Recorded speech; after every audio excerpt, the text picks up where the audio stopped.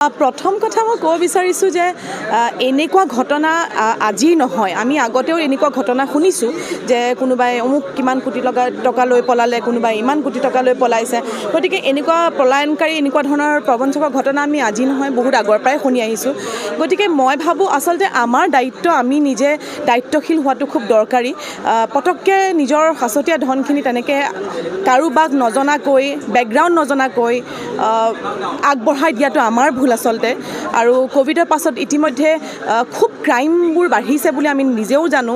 গতিকে নিজৰ পইচাখিনি আগতে মা দেউতাহঁতে আমাক কয় যে পইচা গোটালে LIC কৰ, স্মল কেপ SIP কেইটামান কৰ, সেইকেইটাই সুবিধা দিব। আৰু সেইকেইটা মানে নিশ্চয় সেইকেইটাই ৰাতি টোপনিটো আমাৰ ভাল আহে, শান্তিত আমি টোপনি যাওঁ। গতিকে যিখিনি এতিয়া ধন বিনিয়োগ কৰিছে তেওঁলোকৰ কষ্টৰে ধন, যিখিনিয়েই নহওক কিয় পইচাখিনি যেতিয়া বিনিয়োগ কৰিছে, আজি তেওঁলোকৰ নিশ্চয় এটা মেণ্টেল তেওঁলোকৰ এটা চলি আছে, মানসিকভাৱে তেওঁলোকো কষ্টত আছে। গতিকে সেইকাৰণে আমি এইটো শিক্ষা লোৱা দৰকাৰ যে এনেকৈ পটককৈ নিজৰ ধনখিনি আগবঢ়াই দিয়াৰ আগতে 10 বাৰ ভবাটো দৰকাৰ। আৰু কুইক মানি লৈ আচলতে একো লাভ নাই, লোভে পাপ আচলতে নহয়। গতিকে সেই কুইক মানিৰ ক্ষেত্ৰত গৈ আমি এনেকুৱা ধৰণৰ কেতিয়াবা ভুল কাম কৰোঁ।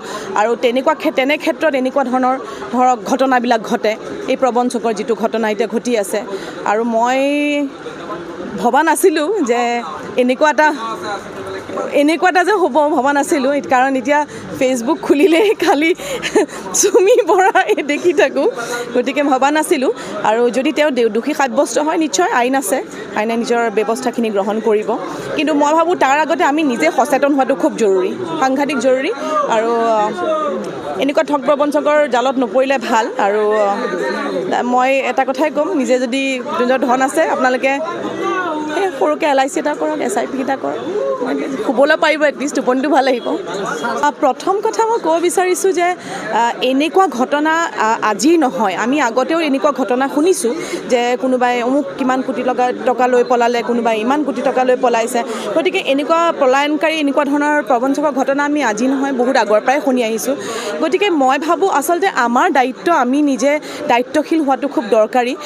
পটককৈ নিজৰ সাঁচতীয়া ধনখিনি তেনেকৈ কাৰোবাক নজনাকৈ, বেকগ্ৰাউণ্ড নজনাকৈ আগবঢ়াই দিয়াটো আমাৰ ভুল আচলতে।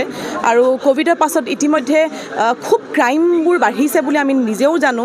গতিকে নিজৰ পইচাখিনি আগতে মা দেউতাহঁতে আমাক কয় যে পইচা গোটালে LIC কৰ, স্মল কেপ SIP কেইটামান কৰ, সেইকেইটাই সুবিধা দিব। আৰু সেইকেইটা মানে নিশ্চয় সেইকেইটাই ৰাতি টোপনিটো আমাৰ ভাল আহে, শান্তিত আমি টোপনি যাওঁ। গতিকে যিখিনি এতিয়া ধন বিনিয়োগ কৰিছে তেওঁলোকৰ কষ্টৰে ধন, যিখিনিয়েই নহওক কিয় পইচাখিনি যেতিয়া বিনিয়োগ কৰিছে, আজি তেওঁলোকৰ নিশ্চয় এটা মেণ্টেল তেওঁলোকৰ এটা চলি আছে, মানসিকভাৱে তেওঁলোকো কষ্টত আছে। গতিকে সেইকাৰণে আমি এইটো শিক্ষা লোৱা দৰকাৰ যে এনেকৈ পটককৈ নিজৰ ধনখিনি আগবঢ়াই দিয়াৰ আগতে 10 বাৰ ভবাটো দৰকাৰ। আৰু কুইক মানি লৈ আচলতে একো লাভ নাই, লোভে পাপ আচলতে নহয়। গতিকে সেই কুইক মানিৰ ক্ষেত্ৰত গৈ আমি এনেকুৱা ধৰণৰ কেতিয়াবা ভুল কাম কৰোঁ। আৰু তেনে ক্ষেত্ৰত এনেকুৱা ধৰণৰ ধৰক ঘটনাবিলাক ঘটে, এই প্ৰবঞ্চকৰ যিটো ঘটনা এতিয়া ঘটি আছে। আৰু মই ভবা নাছিলোঁ যে এনেকুৱা এটা যে হ'ব, ভবা নাছিলোঁ। কাৰণ এতিয়া ফেচবুক খুলিলেই খালি চুমি বৰা দেখি থাকোঁ। গতিকে ভবা নাছিলোঁ। আৰু যদি তেওঁ দোষী সাব্যস্ত হয়, নিশ্চয় আইন আছে, আইনে নিজৰ ব্যৱস্থাখিনি গ্ৰহণ কৰিব। কিন্তু মই ভাবোঁ তাৰ আগতে আমি নিজে সচেতন হোৱাটো খুব জৰুৰী, সাংঘাতিক জৰুৰী। আৰু এনেকুৱা ঠগ প্ৰবঞ্চকৰ জালত নপৰিলে ভাল। আৰু মই এটা কথাই ক'ম, নিজে যদি নিজৰ ধন আছে আপোনালোকে সেই সৰুকৈ LIC এটা কৰক, SIP এটা কৰক, শুবলৈ পাৰিব, এটলিষ্ট